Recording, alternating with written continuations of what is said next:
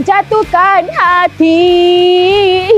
Sekarang jom kita nak racun motor. Second untuk minggu ni, ini dia Yamaha Ego.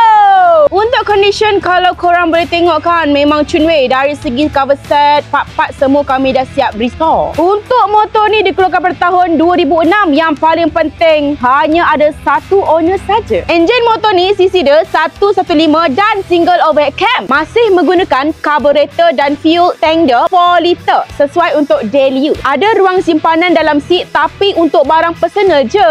Tayar depan belakang 80% masih lagi boleh guna. Untuk motor ni limited lah korang, jadinya jarang dapat dekat market. Untuk mileage pun rendah je guys. Jom kita dengar bunyi enjin dia. Ngam ke tak ngam?